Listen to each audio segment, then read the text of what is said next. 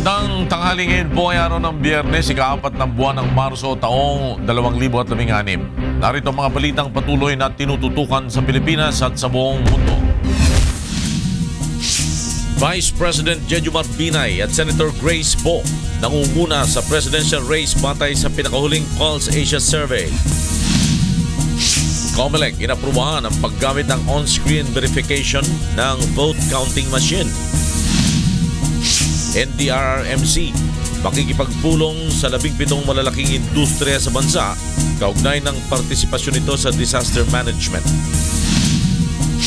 North Korean leader Kim Jong-un ipinag-utos na ihanda ang mga nuclear weapons ng bansa.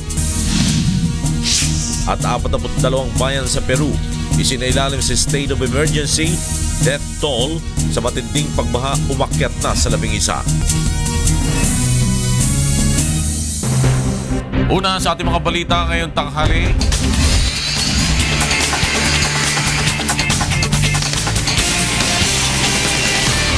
Nanguna sina Senator Grace Poe at Vice President Jejomar Binay sa pinakabagong survey ng mga kandidato sa pagkapangulo ng Pulse Asia. Mula sa Malacanang may report si Nel Maribohok.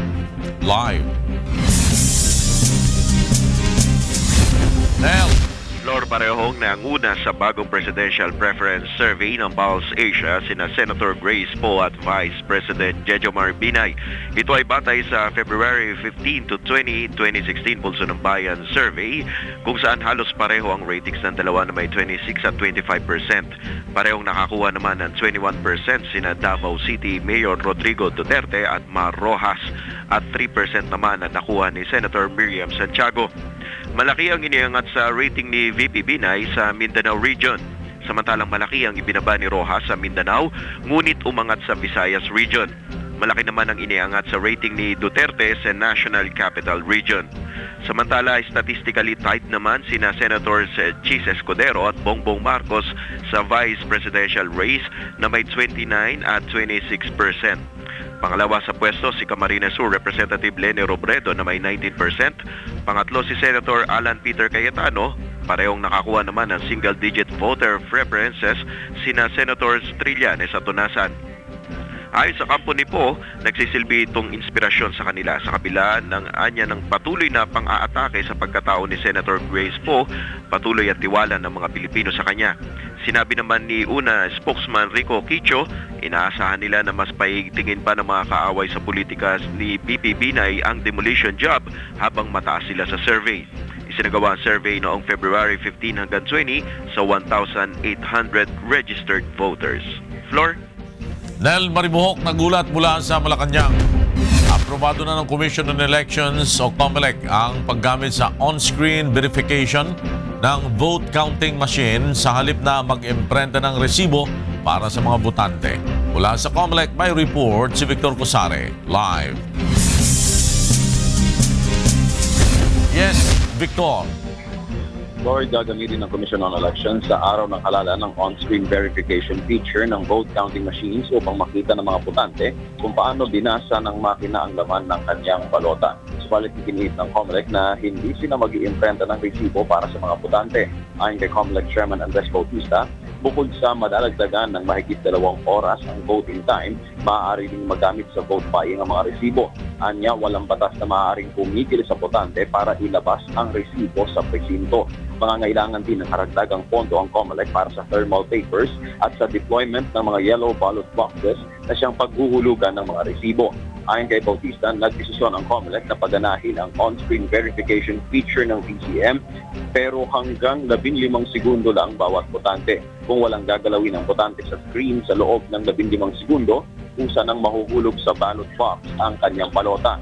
Subalit kung may napansing problema ang botante, maaari niyang pindutin ang red button sa makina upang muling lumabas ang balota at babalik uli siya sa voting area para ayusin ito. Undervote at hindi na shade ng buo na oval lang ang maaaring ayusin ng botante sa balota. Ayon sa pinuno ng COMELEC, bagamat madadagdagan din ang oras ng botohan dahil sa on-screen verification, at naririyan ang posibilidad na masilip ng iba kung sino ang ipinoto ng botante, subalit kailangan din nilang maging transparent sa publiko. Posible namang dagdagan ng COMELEC ang voting hours kung kakailanganin sa mismong araw ng halalan. Samantala ngayong araw, isusumite naman ang Office of the Solicitor General ang sagot ng pamahalaan kaugnay sa petisyon para mag-imprenta ng resibo ang mga makina para sa botante. Ayon kay Bautista, handa naman silang sundin kung anuman ang magiging desisyon ng Korte Suprema. Lor? Victor Cosare nagulat mula sa COMELEC. Nag-iingat ang Nacionalista Party na magkaroon ng paksyon sa partido. Kaya hanggang sa ngayon ay wala pa itong ini-endorsong kandidato na tumatakbong vice-presidente at presidente para sa halalan sa Mayo. Mula sa Pasay City, may report si Brian De Paz. Live. Yes, Brian. Yes, Flor, kung ang ibang partido sa politika ay nag-anunsyo na ng kanilang i-endorsong presidential at vice presidential candidate, tila malabo itong mangyari ngayon sa Nacionalista Party. Sa partidong ito na pinamumunuan ni dating Senador Manny Villar, 3 ang tumatakbong vice-presidente, sina Senators Alan Peter Cayetano, Bongbong Marcos at Antonio Trillanes IV. Bawat isa ay may kani-kanyang presidential running mate, gaya ni Cayetano kay Mayor Rodrigo Duterte, Marcos kay Senador Miriam Santiago at Trillanes na sinusuportahan naman ang kandidatura ni Senador Grace Poe. Paliwanag ni Marcos, ayaw ni Manny Villar na mamili ng kandidato ang partido. Anya baka mauwi sa pagkakawatak-watak ng partido at magkaroon pa ng paksyon sa loob nito.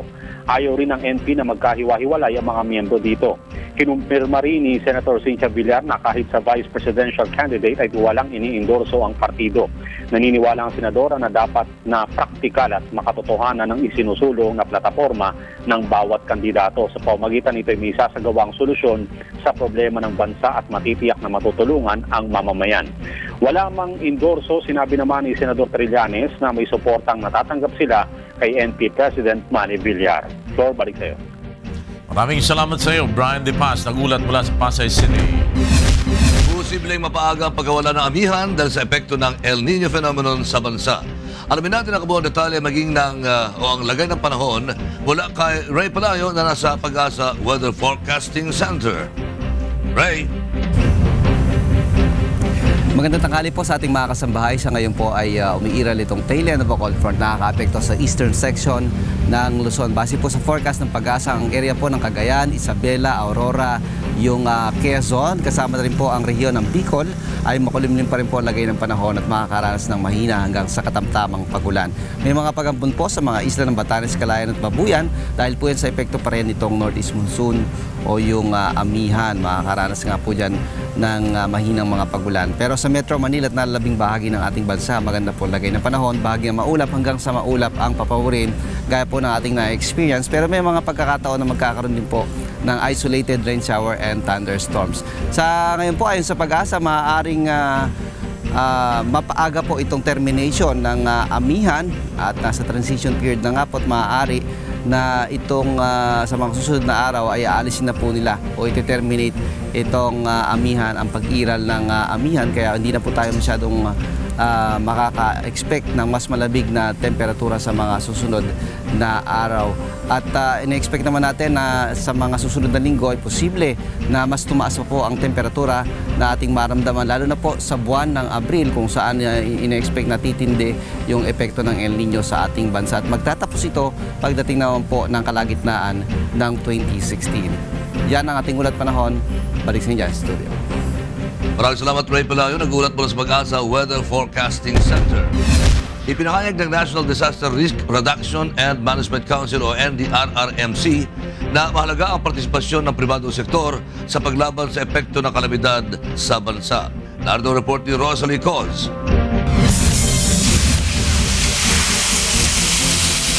Bagyo, lindol, matinding El Nino. Ilan lamang ito sa mga nagpapadapa sa mga komunidad at residenteng lubhang naapektuhan ng mga naturang kalamidad. Ayon kay National Disaster Risk Reduction and Management Council, Executive Director Undersecretary Alexander Pama, mahalaga ang partisipasyon ng bawat sektor upang maibsan kundi man maging totally zero ang epekto ng kalamidad sa bansa. Hinikayat niya rin ang business sector na makibahagi sa National Disaster Management. To our partners in the business community, I have always said, and I quote myself, disaster risk reduction is good business. Invest in it. Find your niche and make a difference. Dumalo ang iba't ibang kinatawan mula sa South Korea, Bangladesh, Indonesia, Japan, Sri Lanka, kasama ang mga local disaster risk reduction sa inilunsad na Asia-Pacific Alliance for Disaster Management sa Pilipinas. Ang Asia-Pacific Alliance for Disaster Management o APAD ay isang sistema kung saan pinagsasama-sama at pinagkakaisa ang ng iba't ibang humanitarian organizations, civil society sectors, private sectors at government units sa paghahanda, pagtugon at rehabilitasyon sa kalamidad. Kung magkaroon ng malaki at mapanirang kalamidad sa Asia, ang APAD sa 6 na bansa ay magsasagawa ng disaster relief activities upang tumulong sa apektadong lugar. That is one of the main reasons why we countries in Asia Pacific would like to help each other, share each other, care each other with our vision to help and save our brothers, our children's and our children's, from disaster and from anything that acute to us. Dito, hinihikayat ang pakikilahok ng pribadong sektor upang mapalawig ang mga serbisyo, karanasan, impormasyon at pananaliksik sa disaster management. Malaki rin ang maitutulong nito upang mapaigting ang puwersa ng pamahalaan sa disaster preparedness, response, relief at rehabilitation efforts. In essence, building resilience should be everybody's business. Building resilience should be everybody's attitude. Rosalie Cos, UNTV News, Worldwide. Samantala, magigipagpulong ang National Disaster Risk Reduction and Management Council o NDRRMC sa mga pinuno ng malalaking industriya sa bansa upang hilingin ang kanilang partisipasyon sa disaster management. Mula sa Quezon City, nagbabalik si Rosalie Cos live. Rosalie. Ay kinalalawig pa ng National Disaster Risk Reduction and Management Council o NDRRMC ang pakikipag-ugnayan nito sa pribadong sektor upang mapaigi ang disaster management sa bansa. Formal na inanunsyo ni NDRRMC Executive Director Undersecretary Alexander Pama ang pagkakaroon nito ng isang luncheon meeting sa Lunes, ika-7 ng Marso, kasama ang mga pinuno ng malalaking industriya sa bansa.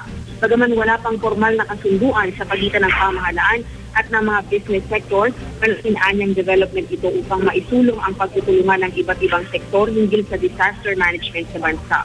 Patuloy na hinihikayat ng NDRRMC ang mga pribadong sektor, civil society organizations at non-government organizations na makilahok sa disaster risk reduction and management efforts ng pamahalaan.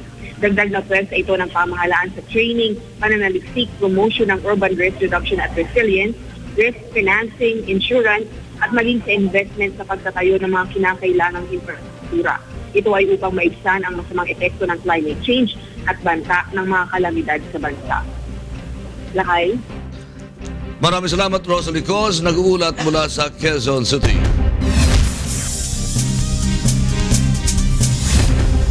Natuklasan ng Department of Health o DOH na mayroon pang mga lamok na microfilaria carriers sa Eastern Visayas region na idineklarang filariasis-free. Naritong report ni Jenilyn Gaki. Patuloy na isinusulong ng Department of Health ang kampanya nito kontra filariasis sa Eastern Visayas. Ayon sa DOH, noong 2014 ay idineklara ang Eastern Visayas bilang kauna-unahang rehiyon sa bansa na filariasis-free. Ngunit sa isinagawang mapping ng medical technologist o filariasis elimination team, may nakita pang mga lamok na microfilaria carrier sa rehiyon. During our vector mapping, nakita naman nga may adagod kita mga vectors pa for filariasis and even for malaria and even for Japanese encephalitis. So, kinahanglan maging vigilant lagi hapon ita atong community against these diseases kay may ada pa kita mga vectors. Ang lymphatic filariasis ay nagmumula sa microscopic worm sa nagmumula sa kagat ng lamok. Kabilang sa sintomas ng sakit na ito ay mataas na lagnat, panginginig at hirap sa pag-ubo. Tinatawag rin itong ilipantiasis dahil nakakaranas ang biktima ng pamamaga ng kamay, dibdib at hita, gayon din sa ilang masiselang bahagi ng katawan. Noong nakaraang taon, may naitalang isang kaso ng filariasis sa Libagon, Southern Leyte. We have to participate during the border operation. Kung may makadtuha iyo lugar nga mga group of medical technologists nga trained ito naton to do nocturnal blood examination, ayaw ka duha pagpartisipar. Hinikayat naman ng DOH ang publiko na huwag mag-atubiling pumunta sa mga health center at humingi ng gamot panlaban sa sakit na filariasis. Mula sa Tacloban City, Jeneline Gakita, UNTV News, Worldwide. Samantala, pinuri ng Canadian Blood Services ang Members Church of God International dahil sa walang sawa nitong pagtulong sa mga pasyenteng nangangailangan ng dugo. Narito ang report ni TJ Dultura. Isa ang Members Church of God International or MCGI sa pakikipagtulungan ng UNTV Saskatoon sa mga pinarangalan ng Canadian Blood Services dahil sa paglampas ng kanilang taunang blood pledges sa taong 2015. Pinasalamatan ni Jeff Martel, representative ng Canadian Blood Services, sina Brother Eli Soriano at Kuya Daniel Razon, dahil sa patuloy na pagsuporta ng Members Church of God International at UNTV bilang Partners for Life ng Canadian Blood Services. Brother Eli and Brother Danielle, I'd like to thank your organization for helping patients in need. They need blood and blood products, and the Members Church of God have been very important in providing that those patients receive the treatment they need. Ang Canadian Blood Services ay kaparehas ng Red Cross na siyang pangunahing ahensya na pinagkukunan ng dugo ng mga pasyente sa buong Canada. At bilang Partners for Life, ang mga chapter ng MCGI sa pakipagtulungan ng UNTV sa Canada ay mayroong taunang pledge ng blood donation sa Canadian Blood Services. It's an important time for them to come together and do something saving a life together. It helps them and it helps us and it provides blood and blood products to patients in need. Bukod sa Saskatoon, ay nakatanggap din ng parangal ang UNTV at MCGI mula sa Canadian Blood Services sa mga chapter nito sa Regina at Calgary. Patunay na ang mga advokasya nila Brother Eli Soriano at Mr. Public Service Kuya Daniel Razon ay lumalaganap maging dito sa Canada. Mula dito sa Saskatoon, Canada, TJ Dultra, UNTV News Worldwide. At yan po ang ating health news ngayong tanghali. Magbabalik akong muli mamaya para sa iba pang balita. Balik sa inyo, Flor at Lakay. Magbabalik ang UNTV News.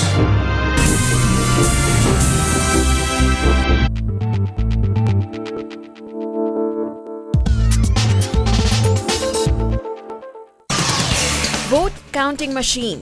Paano ba ito gamitin? May kaibahan ba ito sa PICOS machine na pamilyar na sa atin? Alamin ang mga detalye sa espesyal na episode ng Political Watch mamaya alas 7 hanggang alas 8 ng gabi. Kasama sina Attorney George Erwin Garcia at Angela Lagunsad.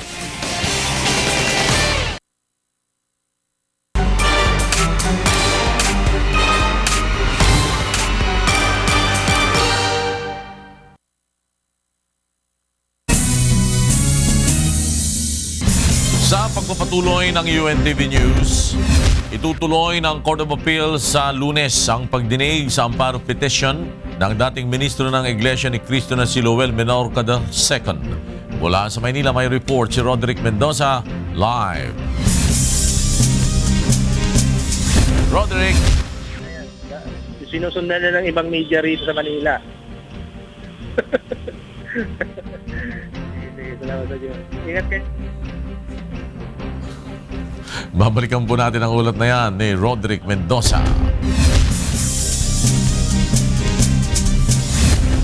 Magbibigay ng reward money ang lokal na pamahalaan ng Santa Rosa sa sinumang makapagtuturo sa mga nagnakaw at pumatay sa halos 2 taong bata kahapon. Narito ang report ni Sherwin Kulubong.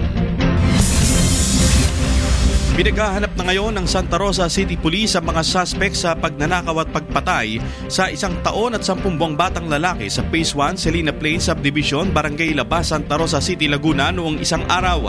Kinilala ng mga otoridad ang mga suspect na si David de la Cruz at isang John Doe na ipadala ng biktima sa cellphone ng kanyang asawa ang larawan ng suspect.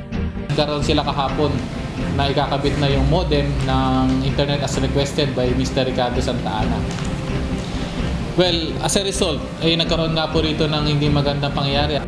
Nag-alok na ng 200,000 pisong pabuya ang lokal ng pamahalaan ng Santa Rosa sa sinumang impormasyon sa kinaroroonan ng mga suspect. Mayor Arlene B. Arcillas ay magbibigay ng 200,000 cash para po agarang masolusyonan o agarang ma-resolve itong kaso na to at mabigyan ng hustisya. Nananatili pa rin sa intensive care unit sa ospital ang biktimang si Pearl Helen Bon Santa Ana, 27 anyos, ang ina ng namatay na bata matapos magtamo ng sugat sa ulo, bunsod ng pagpukpok ng martilyo. Ngayong araw, nakatakdang sampahan ng Santa Rosa Police ang mga suspect ng kasong robbery with homicide. Mula rito sa Laguna, Sherwin Kulubong, UNTV News Worldwide. Arestado ang isang lalaking ninakawan ang isang Indian national sa Tondo, Maynila. Narito ang report ni Reynante Ponte. Sa kulungan bumagsak ang isang lalaki matapos nakawan ng isang Indian national sa barangay 82 Tondo, Manila kahapon. Nakilala ang sospek na si Wilbert Cruz alias Ulo, 27 anyos na miyembro ng Sputnik Gang. Makikita sa kuha ng CCTV ang pagparada ng motor ni Aaron Kumar, 54 anyos na Indian national sa barangay 82 Dandan Street. Ilang sandali lamang kinuha ng mga sospek ang mga paninda nito at naglakad na palayo. Subalit nagsisigaw na umano ang biktima na agad namang nakaagaw pansin sa mga residente, mga tanod at pulis na rumuronda sa lugar na dahilan ng pagkahuli nito.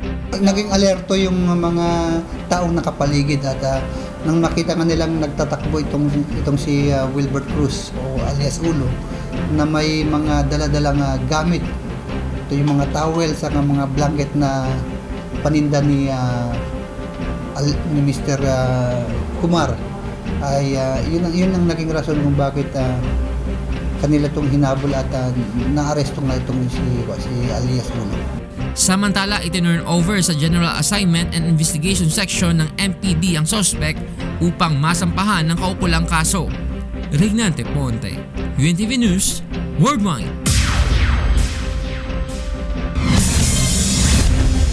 Itutuloy ng Court of Appeals ngayong Lunes ang pagdinig sa amparo petition ng dating ministro ng Iglesia ni Cristo na si Lowell Menorca II. Mula sa Maynila, may report si Roderick Mendoza live. Roderick. Lakay muling haharap ang dating ministro ng Iglesia ni Cristo na si Lowell Menorca II sa pagdinig ng Court of Appeals 7th Division sa kanyang amparo petition ngayong Lunes, Marso 7. Alas 10 ng umaga, nakapagtang ituloy ng mga abogado ng Iglesia ni Cristo ang cross-examination kay Menorca tungkol sa mga aligasyon nito na ipinadukot siya at ang kanyang pamilya at sa pilitan silang ikinulong sa INC compound sa Quezon City noong Hulyo ng nakarang taon.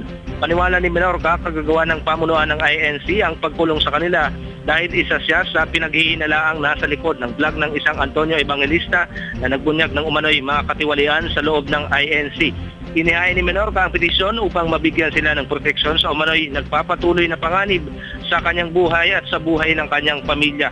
Kasama sa mga respondent sa petisyon ni Menorca ang tagapamahala ng INC na si Eduardo Manalo at ang mga miyembro ng sanggunian ng Iglesia ni Cristo. Lakay.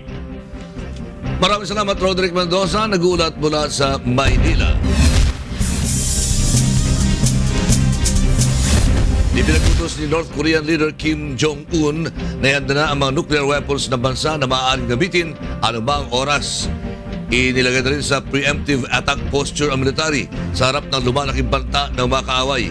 At ayon sa ulat ng KCNA News Agency, ang pahayag ay ginawa ni Kim habang dumadalo sa isang exercise ng mga bagong multiple rocket launchers. Ayon kay Kim, ito umano ay paraan para protektahan ang North Korea laban sa Amerika. Kahapon ay naglunsad ng mga short-range missiles ang Pyongyang. Ang panibagong provokasyon ng North Korea ay kasunod ng pag-adapt ng United Nations Security Council ng resolusyon na nagpapataw ng panibagong sanction laban sa North Korea.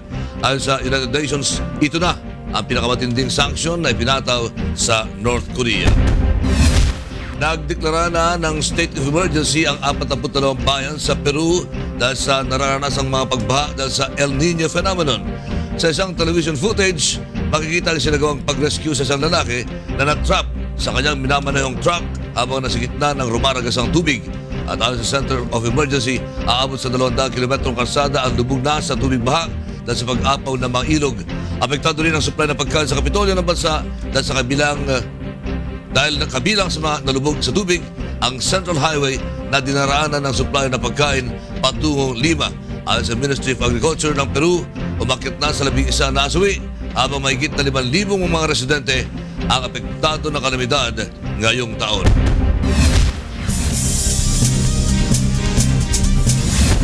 Buwas na para sa mga repatriated overseas Filipino workers sa Central Luzon ang Assist Well Processing Center ng Department of Labor and Employment. Narito ang report ni Joshua Antonio. Sa layuning makatulong sa mga overseas Filipino worker na umuwi ng Pilipinas mula sa krisis o hindi magandang karanasan sa pagtatrabaho sa ibang bansa, inilunsad ng Department of Labor and Employment Region 3 ang Assist Well Processing Center. Ang Assist Well program ay nagbibigay ng serbisyo para sa mga OFW tulad ng stress debriefing, pagpapayo, local at overseas employment referral, livelihood assistance, legal and conciliation services, competency assessment at training assistance. Primarily, ang target clients po natin ay yung mga OFWs na apektado ng Saudi and Iran crisis po ngayon. Open din po ito sa kahit sinong OFWs po na gustong humingi ng assistance o tulong po mula sa ahensya. Batay sa tala ng ahensya, umabot na sa mahigit 80 ang mga repatriated OFW ang inaasistihan ng programa sa rehiyon. Ayon sa DOLE, sa pamamagitan nito ay naasahan na mas maraming repatriated OFWs na nakatira sa buong rehiyon ang agad na mabibigyan ng tulong. Maganda po yung naging sa amin kasi po yung pagninegosyo ang inano sa amin na kung gusto namin mag-open ng negosyo, ako po ang pinili ko po bigasan or grocery. Yun po ang gusto kong itayo sa bahay namin. Yun po ang pwede kong pagkakitaan ngayon dahil nakauwi na ako.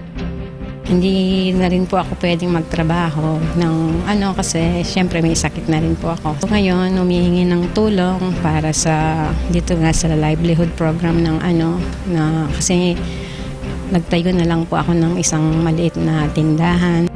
Ang Assist Well Center sa Central Luzon ay matatagpuan sa Regional Office Diosdado Macapagal Government Center, Mayimpi City, San Fernando, Pampanga. Joshua Antonio, UNTV News Worldwide. Idineklara ng Department of Environment and Natural Resources o DNR na illegal logging free ang buong Western Visayas. Narito ang report ni Lane Moreno. Mahigpit ang kampanya ng Western Visayas kontra iligal na pamumutol ng troso. Kaya naman halos isang taon ng illegal logging and cutting free ang buong rehiyon. Ito ay dahil mahigpit ang pagbabantay ng Anti-Illegal Logging Task Force na kinabibilangan ng DENR, Philippine National Police, Philippine Army, Department of Interior and Local Government at ilang pribadong sektor. Simula noong June 2015 hanggang sa kasalukuyan, wala nang naitalang kaso ng illegal logging at cutting ang DENR Region 6 kahit may mga ilang probinsya na nagluluwas ng produktong uling at troso. Ang illegal logging ay ginagamitan ng chainsaw, bulldozer at malalaking truck. Samantalang illegal cutting naman kung manual ang pagputol gamit ang palakol o maliliit na chainsaw sa mga trosong nasa plantasyon at pampublikong lugar. Ma-fall sa illegal sa mo nga nomenclature sa illegal cutting depende sa volume sang kahoy nga nauton. Inaasahan naman ng DENR na malaki ang maitutulong ng malawak na kagubatan sa epekto ng El Nino at kakulangan ng supply ng tubig sa rehiyon. Ang kada kahoy nga hindi naton mauton for a certain year ay sa mature nga kahoy maka-store sa 10 cubic meters of carbon, no? So in effect makabuhin sa sang sang El Nino. Mula dito sa Iloilo, Lalaine Moreno, UNTV News Worldwide.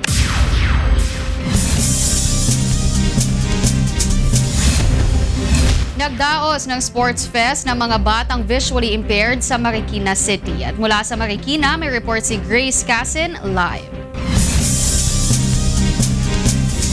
Magandang tanghali sa'yo, Grace. Yes, Wila, sinagawa ngayong araw ika-8 taon ng Visually Impaired Sports Training Advocacy o VISTA. Ang grupong ito ay nagsasagawa ng mga palaro para sa mga batang visually impaired.